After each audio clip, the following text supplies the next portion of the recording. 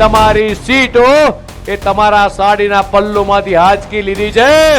કોઈ સ્ત્રીની સાડી અને એના પાલવમાંથી કશું ખેંચી લેવું, કશું આંચકી લેવી, આવી અભદ્ર એક વખત આવી ગઈ એટલે ઉછળ કૂદ ના કરો, વીજળી આભામાં ખવે ગધી પાટું હોય કાઢે, આવું વર્તન ના કરવું જોઈએ.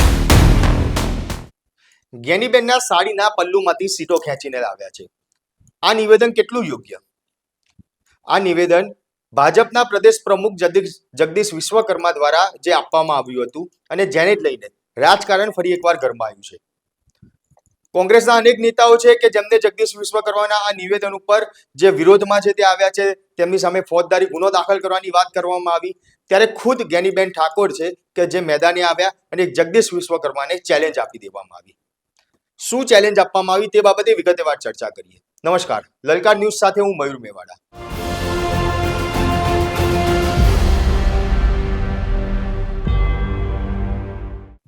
સ્થાનિક સ્વરાજ 2026ની ચૂંટણીમાં અનેક સીટો પર ભાજપે બહુમતી મેળવી છે. ભાજપ દ્વારા તે સીટો જીતવામાં આવી છે. પરંતુ બનાસકાંઠાની જો વાત કરવામાં આવે તો બનાસકાંઠા કે જ્યાં વર્ષોથી કોંગ્રેસનો ગઢ ગણાતો હતો, તાલુકા પંચાયત હોય, જિલ્લા પંચાયત હોય, આ તમામ સીટો ઉપર કોંગ્રેસ ત્યાં કબજો જમાવીને બેઠી હતી કે જ્યાં ભાજપને જીતવું મુશ્કેલ પડતું હતું. આજે વર્ષો બાદ ત્યાં ભાજપ દ્વારા જીત મેળવવામાં આવી છે અને તેને ત્યારબાદ આ જીત મેળવ્યા બાદ બનાસકાંઠામાં ભાજપના પ્રદેશ પ્રમુખ જગદીશ વિશ્વકર્મા દ્વારા સભા કરવામાં આવી અને આ સભા દરમિયાન જગદીશ વિશ્વકર્મા જીતની ખુશીમાં પોતાનો જે વાણી વિલાસ છે તેની ઉપર કંટ્રોલ ન રાખી શક્યા તેવું નિવેદનો છે તે સામે આવી રહ્યા છે. અને જગદીશ વિશ્વકર્માએ નિવેદન આપ્યું કે આ સીટો જે તાલુકા પંચાયતની જીતવામાં આવી છે તેમાં જ્ઞાનીબેનના સાડીના પલ્લુમાંથી આ સીટો ખેંચી લેવામાં આવી. એક ખૂબ નિંદનીય બાબત કહી શકાય. અનેક કોંગ્રેસના નેતાઓ છે કે જે આ નિવેદનને લઈને હાલ મેદાને ઉતરેલા છે. જગદીશ વિશ્વકર્માનો વિરોધ છે તે વિરોધ કરવામાં આવી રહ્યો છે. તેમની સામે ફોજદારી ગુનો દાખલ કરવાની વાત કરવામાં આવી રહી છે.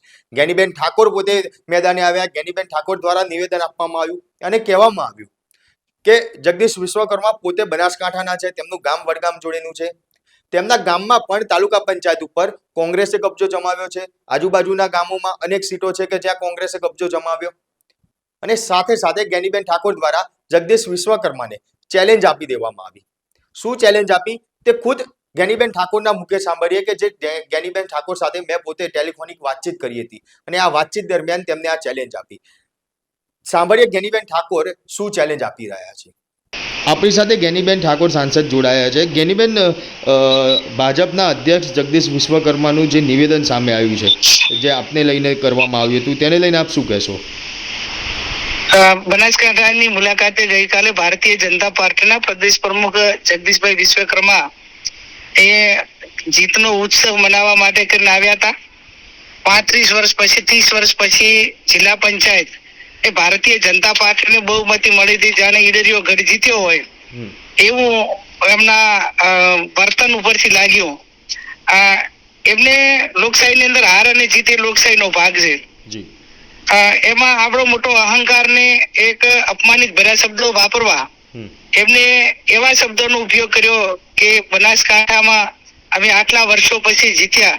તો હું વિશ્વકર્માને એટલું કહેવા માંગુ છું કે તમે બનાસકાંઠાના વતની છો, તમારું માંદરે વતન છે. જ્યાંથી તમે આવો છો વડગામ એ તાલુકા પંચાયત કોંગ્રેસની બની છે, ત્યાં જિલ્લા પંચાયતની બહુમતી સીટો કોંગ્રેસ જીતી છે. બાજુમાં હળાદ તાલુકા પંચાયત કોંગ્રેસની બની છે, એની બાજુમાં દાતા તાલુકા પંચાયત એ પણ કોંગ્રેસની બની છે. એનાથી આગળ આવીએ પાલનપુર કે જિલ્લાનું કેપિટલ છે, ત્યાં 2/3 બહુમતી સાથે કોંગ્રેસ પાર્ટીએ તાલુકા પંચાયત બનાવી છે. 8 જિલ્લા પંચાયતમાંથી 4 જિલ્લા પંચાયતો જીત્યા છે. અને જે જગ્યાએ વિશ્વકર્મા ભાષણ કરતા હતા એ ચડોતરની ભૂમિ ઉપરથી જ્યાં ભારતીય જનતા પાર્ટીનું કાર્યાલય છે જિલ્લાનું, એ સીટ પણ કોંગ્રેસ પાર્ટી જીતી છે. એમણે વિધાનસભાની સીટોનો ઉલ્લેખ કર્યો કે એમની વિધાનસભા, તો હું હાલ સંસદ સભ્ય છું, ધારાસભ્ય નથી, પણ છતાં મારી ભાભર તાલુકાની 3 સીટોમાંથી 2 સીટો કોંગ્રેસ જીતી છે. ગામ ગણવા જઈએ તો તાલુકા પંચાયતમાં હરખે હરખું એ ટાઈપનું થયું છે, કેમ કે એક સીટ તો ટેકનિકલ કારણોસર ભારતીય જનતા પાર્ટીની બિનરીફ થઈ ગઈ હતી. એટલે જે એમનો અહંકાર અને અહંકારની હાથે જૂઠાણ એ એવું કહેવા માંગતા હતા કેમ કે અમે બનાસકાંઠામાં જ્ઞાનીબેન ઠાકોરની જે સાડીના પલ્લુમાંથી સીટો ખેંચી લીધી. આ એક જે અપમાનિત ભર્યા શબ્દો જે વાપર્યા છે, તે સાડી એ મહિલાઓનો એક પરંપરાગત ગુજરાતીઓની અને સમગ્ર ભારતની મહિલાઓની એક પહેચાન છે. ગમે લોકો ગમે અલગ અલગ કપડાં પહેરતા હોય સંસ્કૃતિ પ્રમાણે, પણ સાડી એ સર્વોપરી તમામ સમાજની બેન દીકરીઓ પહેરે છે. અને પલ્લુની વાત કરતા હોય તો પલ્લુ એક દીકરી કે વહુવર એના માથા માથે ઓઢી અને જ્યારે એ નીકળે છે ત્યારે એને મર્યાદાના પ્રતીક તરીકે આપણે એની પહેચાન છે, એ આપણી સંસ્કૃતિ છે.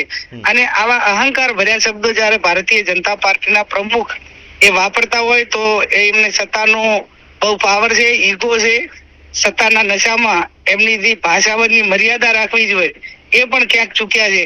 એટલે એના માટેનો આવનાર સમયની અંદર જવાબ જ્યાં પણ કોંગ્રેસ પાર્ટીના કાર્યકરો હોય, આમ જનતા હોય કે ઠાકોર સમાજ હોય, જ્યાં આપવાનો થતો છે ત્યાં આપશે. જ્ઞાનીબેન, જિગ્નેશ મેવાણી દ્વારા એવી માંગ કરવામાં આવી છે કે આ જે વાણી વિલાસ કરવામાં આવ્યો છે તેને લઈને ફોજદારી ગુનો દાખલ કરવામાં આવે. જિગ્નેશભાઈ સાચું બોલ્યા છે. જ્યાં મહિલાઓનું આ રીતે અપમાન થતું હોય અને એ પણ એક જવાબદાર પોસ્ટ ઉપર બેઠેલા લોકો કે એના ઉપરથી કોણ પ્રેરણા, લાખો લોકો સાંભળતા હોય ને એની પ્રેરણા લેવાની હોય, એને બદલે આવા જ્યારે નિવેદનો અપાતા હોય ત્યારે ક્યાંક ને ક્યાંક આવનાર પેઢીને એ જે સારી પ્રેરણા પૂરી પાડવાને બદલે મહિલાઓની અપમાનિત કરવા માટેની પ્રેરણા પૂરી પાડે એવા નિવેદનો ભારતીય જનતા પાર્ટીના પ્રદેશ પ્રમુખે કર્યા છે. અને એના સામે આવનાર સમયની અંદર મેં કીધું એમ કે આ એક ગેનીબેનનું અપમાન નથી, સમગ્ર બનાસકાંઠાની જનતાનું અપમાન છે, નારી શક્તિનું અપમાન છે. અને એનો જવાબ જે એંગલથી આપવાનો થતો છે એ આવનાર સમયની અંદર બનાસકાંઠાની જનતા અને અમે સૌ સાથે મળીને આપશું. પણ જ્ઞાનીબેન ઠાકોર આમની જગદીશ વિશ્વકર્મા સામે ફોજદારી ગુનો દાખલ કરાવશે? જરૂર, કાયદાની ભાષામાં આવતું હશે ને. અને એમના જે નિવેદનો થકી જે એમણે જે વાત કરી એ પ્રમાણે કરવાનું થતું છે તો ચોક્કસ અમે કરીશું. એટલે જ્ઞાનીબેન, એક છેલ્લો સવાલ, આપના દ્વારા એક ચેલેન્જ છે તે પણ જગદીશ વિશ્વકર્માને આપવામાં આવી છે. શું ચેલેન્જ આપવામાં આવી? કે આવનાર ચૂંટણીમાં તાકાત હોય તો ત્યાં આગળ લડવા આવી જાય. હા, એટલે બહુ એમને બનાસકાંઠાના પુત્ર ગણાવે છે, ભારતીય જનતા પાર્ટીના પ્રદેશ પ્રમુખ છે, માજી મંત્રી છે, વર્ષોથી રાજકીય પાર્ટી સાથે અને જાહેર જીવન સાથે સંકળાયેલા છે. ત્યારે એમને બનાસકાંઠાની જિલ્લા પંચાયત જીતવાનો બહુ પાવર હોય અને એવડું મોટું એમને ઘમંડ હોય તો 2027 ની ચૂંટણી પણ એમને બનાસકાંઠામાં લડવી જોઈએ. આમ તો હું પોતે ચૂંટણી લડવા નથી માંગતી, પણ છતાં કદાચ હું મોવડી મંડળને વિનંતી કરીશ કે મને બનાસકાંઠામાં જગદીશભાઈ વિશ્વકર્મા લડે તો ટિકિટ આપે, અને કદાચ ના આપે તો અમારો બનાસકાંઠાનો કોઈ પણ કાર્યકર એ જગદીશ વિશ્વકર્મા સામે લડવા માટે સક્ષમ છે. એટલું જ નહીં, વડગામના ધારાસભ્ય જિગ્નેશ મેવાણી કે જગદીશ વિશ્વકર્માના નિવેદન બાદ તે પોતે મેદાને આવ્યા. તેમના દ્વારા જે જગદીશ વિશ્વકર્માનું જે આ વાણી વિલાસ હતો અને જે નિવેદન આપવામાં આવ્યું તેને લઈને તેમનું કહેવું છે કે આ સમગ્ર દેશની મહિલાઓ, સમગ્ર દેશ નહીં પરંતુ તમામ મહિલાઓ છે તે મહિલાઓનું આ જગદીશ વિશ્વકર્મા દ્વારા અપમાન કરવામાં આવ્યું છે. પહેલા તો તેમના દ્વારા માફી માંગવામાં આવે અને જો એવા કોઈ ધારાધોરણ હોય તો જગદીશ વિશ્વકર્મા સામે ફોજદારી ગુનો દાખલ કરવામાં આવે. ત્યાં સુધી જિગ્નેશ મેવાણીએ છે તે નિવેદન આપ્યું છે. ત્યારે જિગ્નેશ મેવાણીનું આ નિવેદન સાંભળીએ કે જેમને જ્ઞાનીબેન ઠાકોર ઉપર જગદીશ વિશ્વકર્માએ જે વાણી વિલાસ કર્યો, ત્યારબાદ જિગ્નેશ મેવાણી શું કહી રહ્યા છે તે સાંભળી લઈએ. મિત્રો, ભારતીય જનતા પાર્ટીમાં એકથી એક ગજબ નમૂના ભર્યા છે. એક પ્રદેશ પ્રમુખ એમના બુટલેગર હતા અને બીજા પ્રદેશ પ્રમુખ મિસ્ટર વિશ્વકર્મા, જગદીશ વિશ્વકર્મા, જગદીશભાઈ પંચાલ, એ આમ તો મારા વિધાનસભા વડગામના છે. આજે મને બહુ જ ગંદા પ્રકારની વાત અને ગંદા પ્રકારની ભાષાનો પ્રયોગ માનનીય જ્ઞાનીબેન ઠાકોર બનાસકાંઠાના કોંગ્રેસ પક્ષના મારા સાંસદ માટે કર્યો.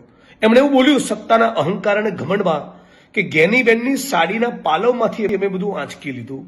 કોઈ સ્ત્રીની સાડી અને એના પાલવમાંથી કશુંક ખેંચી લેવું, કશુંક આંચકી લેવી, આવી અભદ્ર અશ્લીલ ભાષાનો પ્રયોગ એ કોઈ પણ રાજકીય પક્ષના નેતાના મોઢે શોભતો નથી. આ ગુજરાતની પ્રત્યેક બેન દીકરી માતાઓનું અપમાન તો છે જ, પણ આખા ઉત્તર ગુજરાતના ઠાકોર સમાજને કહેવા માંગુ છું કે તમે બધા જ તાકાત બતાવો અને આપણી બેન, બનાસની બેન જ્ઞાનીબેનની સાડીના પાલવ વિશે જણાવી ગંદી કોમેન્ટ કરી છે એને જડબાતોડ જવાબ આપવો જોઈએ. હું તો માંગ કરું છું કે કાયદાની કોઈ કલમ લાગુ પડતી હોય તો જગદીશભાઈની સામે ફોજદારી ગુનો દાખલ થવો જોઈએ. તો ત્યાં સુધી કહેવા માંગુ છું કે આપણા ગુજરાતની અસ્મિતા અને ગૌરવને લૂણો લગાડનારા, આપણા ગુજરાતને બદનામ કરનારા આવા જગદીશ વિશ્વકર્મા પ્રકારના કેરેક્ટરની સામે રાજ્યની સરકારે, રાજ્યની પોલીસે ફોજદારી ગુનો દાખલ કરીને જડબે સલાક દાખલો બેસાડવો જોઈએ, જેથી ફરી ભવિષ્યમાં કોઈ પણ રાજકીય પક્ષનો આગેવાન કે નેતા કોઈ પણ મહિલાની સાડી કે એના પાલક વિશે આવી ગંદી કોમેન્ટ ના કરે. ત્યારે કોંગ્રેસના ઠાકરસિંહ રબારી પણ મેદાને આવ્યા. ઠાકરસિંહ રબારી દ્વારા પણ જગદીશ વિશ્વકર્માનો વિરોધ છે તે કરવામાં આવી રહ્યો છે. ઠાકરસિંહ રબારી દ્વારા જગદીશ વિશ્વકર્માનો વિરોધ કરતા શું કહેવામાં આવી રહ્યું છે તે ઠાકરસિંહ રબારીના મુખે સાંભળીએ. હવે ગુજરાત પ્રદેશના અધ્યક્ષ ભાજપના એ વિશ્વકર્માને કહું છું, તમને બોલવામાં વિવેક ના ગુમાવો. આ ગુજરાતની તમામ મહિલાઓનું, બેન દીકરીનું અપમાન કર્યું. તમે પાલવ શબ્દ વિશે જે ખરાબ ભાષામાં બોલ્યા છો, અને તમે સીટો એ આવી ગઈ તો એના ઉન્માદ બનો. 30 વર્ષથી બનાસકાંઠામાં સામ્રાજ્ય કોંગ્રેસનું જિલ્લા પંચાયત તાલુકા પર એક વખત આવી ગઈ એટલે ઉછળકૂદ ના કરો, વીજળી આભામાં ખાવે ગધી પાટું હોય કાઢે, આવું વર્તન ના કરવું જોઈએ. તમે વડગામના દીકરા છો, વડગામમાં તાલુકા પંચાયત કોંગ્રેસની છે, જિલ્લા પંચાયતની 50% તમે જ્યાં ગુજરાત પ્રદેશમાં એવું કહો છો કે હું બનાસકાંઠા ગુજરાત પ્રદેશની જવાબદારી, તમે જે વિસ્તાર હોમ ટાઉન વડગામમાંથી આવો છો એ વડગામની તાલુકા પંચાયત, જિલ્લા પંચાયત કોંગ્રેસ આ રીતે ગુજરાતની તમામ બેન દીકરીનું અપમાન કર્યું છે. એ જગદીશ વિશ્વકર્માને કહું છું કે ગુજરાતની 7 કરોડ જનતાની અને ગુજરાતની તમામ બેન દીકરીની માફી માંગો, નહીં તો સમગ્ર ગુજરાતની બેન દીકરીનું આપે અપમાન કર્યું છે એનો જડબોતોડ જવાબ તમામ સનાતન ધર્મ અને ગુજરાતની તમામ બેન દીકરીઓ આપશે. ભાજપ પ્રદેશ પ્રમુખ જગદીશ વિશ્વકર્માના વાણી વિલાસને લઈને કોંગ્રેસના પ્રદેશ પ્રમુખ અમિત ચાવડા દ્વારા એક ટ્વીટ કરવામાં આવ્યું છે કે જેની અંદર લખવામાં આવ્યું કે રાજનીતિમાં શબ્દોની ગરિમા અને સંસ્કારનું જ્યારે પતન થાય છે ત્યારે સત્તાનો અહંકાર જન્મે છે. આ અહંકાર હંમેશા બેન દીકરીઓની અસ્મિતાને ઠેસ પહોંચાડે છે. ભાજપના પ્રદેશ પ્રમુખ જગદીશ વિશ્વકર્માનું તાજેતરનું નિવેદન કે સાડીના પલ્લુમાંથી સીટો ખેંચી ગયા, આ એકમાત્ર રાજકીય કટાક્ષ નથી, પણ ગુજરાત ભાજપના નેતાઓની સ્ત્રી પ્રત્યેની એક માનસિકતાનું જીવતું જાગતું ઉદાહરણ છે. ઇતિહાસ સાક્ષી છે કે જે શાસકો કે શાસન દીકરીની સાડીની રક્ષા નથી કરી શકતું તેનું પતન નિશ્ચિત હોય છે.